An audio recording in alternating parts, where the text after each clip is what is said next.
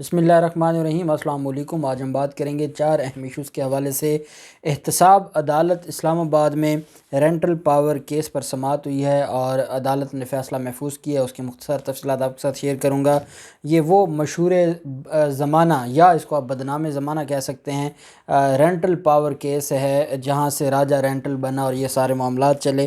Navy selling club کے حوالے سے جو سابق نیول چیف کے حوالے سے فوجداری کارروائی کا حکم جاری کیا گیا تھا چیف جسٹس اطہر من اللہ صاحب کی طرف سے، اس کے خلاف انٹرا کورٹ اپیل پر سماعت ہوئی ہے اور اس آرڈر کو چیلنج کیا گیا تھا سابق نیول چیف کی طرف سے، اور اشتر اصاف صاحب جو کہ سابق اٹارنی جنرل ہیں وہ پیش ہوئے اور انہوں نے عدالت میں آرگو کی اور عدالت نے اس پر اہم آج احکام جاری کیا ہے۔ نواز شریف کی جائیدادوں کی نیلامی کا جو معاملہ ہے، احتساب عدالت میں توشہ خانہ جو ریفرنس ہے اس میں بڑی اہم کارروائی ہوئی ہے۔ ساتھ ہم بات کریں گے شہباز شریف کی مرضی سے نواز شریف کو عبوری سیٹ اپ پر منانے کی جو کوشش ہے وہ ناکام ہوئی ہے، اور یہ 2 دن سے وفاقی حکومت کے نمائندے بات کر رہے تھے کہ 4 لوگ اپنے آپ کو پیش کر رہے ہیں کہ ہمیں نواز شریف کی جگہ ہمیں دی جائے۔ اب وہ 4 لوگ کون تھے؟ اور اصل معاملہ یہ تھا کہ اگر ووٹ آف نو کانفیڈنس آتا ہے یا اگر کوئی عبوری سیٹ اپ بنتا ہے تو شریف خاندان کے علاوہ 4 لوگ جنہوں نے اپنے نام پیش کیے تھے، اور یہ 4 نام لے کر جو گیا تھا نواز شریف کے پاس، اور کیسے نواز شریف نے شہباز شریف کی پرپوزل کو اٹھا کر شہباز شریف اور شہباز شریف گروپ کے منہ پر دے مارا، اور کیسے ان کے آپس کے جو معاملات ہیں وہ انتہائی گمبھیر ہو گئے ہیں، جس کے بعد 4 سینئر رہنما مسلم لیگ نون کے صفائیاں دیتے پھرتے ہیں اور رات گئے پریس کانفرنس کرتے پھرتے ہیں۔ معاملہ کیا ہے اس کی تفصیلات بھی میں آپ کے ساتھ شیئر کروں گا۔ پہلے ہم بات کر لیتے ہیں رینٹل پاور کیس کے حوالے سے۔ احتساب عدالت میں راجہ پرویز اشرف اور دیگر کے خلاف رینٹل پاور کیس کی سماعت ہوئی۔ عدالت نے نیب اور وکلا کے دلائل سنے، ایک درخواست بریت کی، اور یہ درخواست دائر کی گئی تھی۔ جو احتساب عدالت کی جج محمد بشیر صاحب نے کیس کی سماعت کی، اور رینٹل پاور کیس کی سماعت کے موقع پر سابق سیکرٹری شاہد رفیع کی بریت کی درخواست پر فریقین نے دلائل مکمل کیے۔ اس میں راجہ پرویز اشرف اینڈ کمپنی کی پہلے درخواستیں خارج ہو چکی ہیں، بریت کی درخواستیں۔ اب ایک شریک ملزم کی طرف سے درخواستیں تھیں جس پر نیب اور وکلا جو نیب پروسیکیوٹر اور ملزمان کے وکلا کے دلائل سننے کے بعد عدالت نے فیصلہ محفوظ کیا۔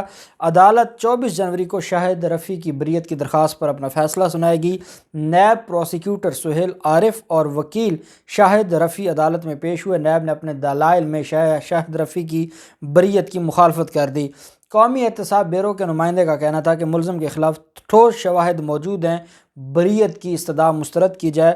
عدالت نے کیس کی سماعت 24 جنوری تک ملتوی کر دی، اور 24 جنوری کو اس کے اوپر فیصلہ سنایا جائے گا۔ اہم معاملہ ہے، سابق نیول چیف ایڈمرل ریٹائرڈ ظفر محمود عباسی نے نیوی سیلنگ کلب سے متعلق اسلام آباد ہائی کورٹ کا جو فیصلہ ہے اس کو کالعدم قرار دینے کی استدعا کی گئی ہے۔ اسلام آباد ہائی کورٹ کے 2 رکنی بینچ جسٹس عامر فاروق صاحب اور جسٹس میاں گل حسن اورنگزیب صاحب نے نیوی سیلنگ کلب گرانے اور سابق نیول چیف کے خلاف فوجداری کارروائی کا فیصلہ چیلنج کرنے کی درخواست پر سماعت کی، جس سلسلے میں ایڈمرل ریٹائرڈ ظفر محمود عباسی کی جانب سے اشتر اوصاف ایڈوکیٹ صاحب عدالت میں پیش ہوئے، جو مریم نواز کو ریپریزنٹ کر رہے ہیں ان کیسز میں اور ان معاملات میں۔ اشتر اوصاف ایڈوکیٹ عدالت میں پیش ہوئے۔ اشتر اوصاف نے سنگل بینچ کا 7 جنوری کا فیصلہ کالعدم قرار دینے کی استدعا کی، جبکہ اپیل کنندہ نے کہا کہ جس درخواست پر فیصلہ سنایا گیا وہ قابل سماعت ہی نہیں تھی۔ عدالت نے پٹیشنر کو وہ ریلیف دیا جو پٹیشن میں مانگا ہی نہیں گیا تھا، اور از خود عدالتوں کے پاس یہ اختیار نہیں ہے کہ وہ اپنی طرف سے ریلیف دیں۔ یہ بالکل ایسے ہی ہے جیسے ثانیہ ماڈل ٹاؤن کا کیس ہے، اور اس میں بیرسٹر علی ظفر صاحب نے کہا کہ جس نوٹیفیکیشن کے بارے میں عدالتیں یہ کہتی ہیں کہ اس کو کالعدم قرار دیا جائے، اس نوٹیفیکیشن کو جو جے آئی ٹی کا نوٹیفیکیشن ہے اس کو بیسیکلی چیلنج ہی نہیں کیا گیا اس ریٹ پیٹیشن میں، تو سو موٹو کا اختیار ہائی کورٹ کے پاس نہیں ہے کہ جو چیز ریٹ میں مانگی نہیں گئی اور عدالتیں از خود دے دیں، ایسا نہیں ہوتا۔ وہی پلی لی اشتر اوصاف صاحب نے اور کہا کہ جب نیوی سیلنگ کلب کے حوالے سے جو معاملہ تھا، جو درخواست دی گئی تھی، اس میں کہیں یہ نہیں نہیں کہا گیا تھا کہ سابق نیول چیف کے خلاف کارروائی کی جائے، تو یہ جو فیصلہ اسلام آباد ہائی کورٹ کا ہے جس میں سابق نیول چیف کے خلاف کارروائی کا حکم دیا گیا ہے، یہ غیر قانونی ہے، کیونکہ ان کی حد تک یہ کیس تھا ہی نہیں، یہ پریئر ہی نہیں تھی اس کیس میں۔ عدالت میں کہا گیا کہ اور ساتھ کہا کہ اپیل کنندہ کے خلاف جو پٹیشن میں فوجداری کارروائی کی استدعا ہی نہیں کی گئی تھی، جو کہ غیر قانونی طریقے سے فیصلہ سنایا گیا۔ اشتر اوصاف نے دلائل میں کہا کہ عدالت نے فیصلے میں لکھا کہ سابق نیول چیف غیر قانونی عمارت کا افتتاح کیا۔ عدالت نے فیصلے میں کہا کہ انہوں نے اپنے حلف کی خلاف ورزی کی۔ اشتر اوصاف کے دلائل پر جسٹس عامر فاروق صاحب نے کہا کہ ہر چیز سرکار کی ہوتی ہے جس کا متعلقہ ڈپارٹمنٹ کرتا ہے۔ عدالتوں کی متعلقہ منسٹری وزارت قانون ہے، وہی عدالتوں کے لیے بلڈنگ لیتے ہیں۔ آرمڈ فورسز کی متعلقہ منسٹری وزارت دفاع بنتی ہے۔ نیول فارمز کے لیے زمین کس نے خریدی، انتقال کس کے نام پر ہوا، نیول فارمز کی زمین خریدنے کا مقصد کیا تھا، پوچھ کر بتائیں کہ سیکرٹری کابینہ نے عدالتی حکم پر عمل درآمد کیا ہے یا نہیں کیا۔ اشتر اوصاف نے کہا کہ پرسوں تک سی ڈی اے عدالتی فیصلے پر ایکشن نہ لے لے۔ اس پر جسٹس عامر فاروق نے سوال کیا کہ آپ کو لگتا ہے کہ ظفر محمود عباسی کو گرفتار کر لیا جائے گا؟ اس پر جسٹس میاں گل حسن نے کہا کہ ایڈیشنل اٹارنی جنرل موجود ہیں، ان کو بلا کر پوچھ لیتے ہیں۔ بعد ازاں عدالت نے پٹیشنر کے وکیل کو متعلقہ ریکارڈ عدالت کے سامنے پیش کرنے کی ہدایت کرتے ہوئے سماعت 19 جنوری تک ملتوی کر دی، 1 دن کا ٹائم دیا۔ 7 جنوری کا یہ فیصلہ تھا۔ اسلام آباد ہائی کورٹ کا راول جھیل کے کنارے بنے نیوی سیلنگ کلب کی تعمیر کو غیر قانونی قرار دیتے اسے گرانے کا حکم دیا تھا، اور سابق نیول چیف کے خلاف کارروائی کا بھی کہا گیا تھا۔ یہ وہ معاملہ ہے اور اس پر اب عدالت نے کہا ہے کہ یہ ریکارڈ لایا جائے کہ نیول فیل فارمز کے لیے زمین کس نے خریدی، انتقال کس کے نام پر ہوا، نیول فارمز کی زمین خریدنے کا مقصد کیا تھا۔ یہ ساری کی ساری چیزیں طلب کی گئی ہیں 19 جنوری کو، اور میں سمجھتا ہوں کہ یہ معاملہ بڑا اہم ہو جائے گا، بڑا قانونی ہو جائے گا، اور بڑی یہ سیکھنے والی چیز ہے کہ اس پر اسلام آباد ہائی کورٹ کا 2 رکنی بینچ کیا سنگل بینچ کے فیصلے کو کالعدم قرار دیتا ہے یا اس کو بحال رکھتا ہے۔ یہ بڑی ایک اہم چیز ہوگی۔ نواز شریف کی جائیدادوں کی نیلامی کا معاملہ آتا ہے اور اس پر سماعت ہوتی ہے۔ نواز شریف کی جائیدادوں کی نیلامی رکوانے کے حوالے سے پہلے مریم نواز نے درخواستیں دی ہوئی تھیں، اب یوسف عباس نے بھی درخواستیں دی ہوئی ہیں۔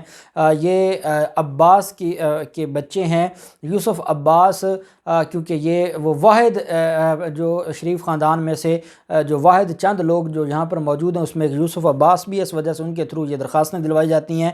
جج اسد علی صاحب ہیں، ان کی عدالت میں یہ درخواست دائر کی گئی۔ نواز شریف کی جائیدادوں کی نیلامی روکنے کی استدعا کی گئی۔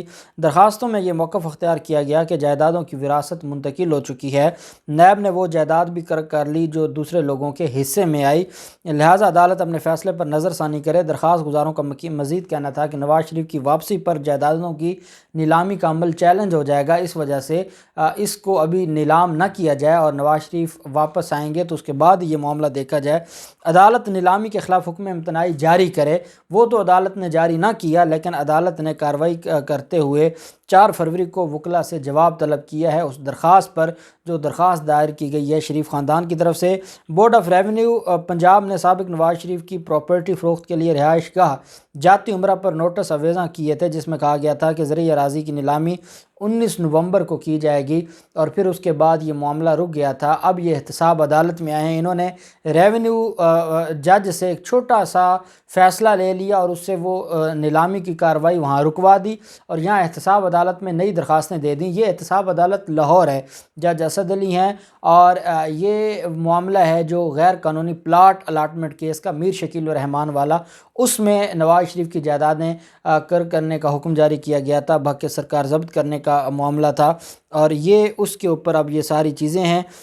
اور اس میں ایون فیلڈ اپارٹمنٹس کیس میں بھی 8 ملین پاؤنڈ برآمدگی کے لیے 1 ارب 85 کروڑ روپے کا جو بنتا تھا جرمانہ، اس کی بھی ریکوری کے لیے جو نیب ہے انہوں نے کارروائی شروع کی تھی۔ لیکن ابھی سارے معاملات یہ اتنے طاقتور لوگ ہیں کہ کوئی بھی معاملہ چلتا ہے اور یہ کسی اور عدالت میں جا کے درخواست دے دیتے ہیں، پھر کسی اور عدالت میں درخواست دے دیتے ہیں، اور یہ قانون کا یہ کھلواڑ ہے، اور قانون ایک مذاق بن چکا ہے، اور اس میں یہ پوری قوم کو مذاق تماشا لگا رکھا ہے ہمارے نظام نے۔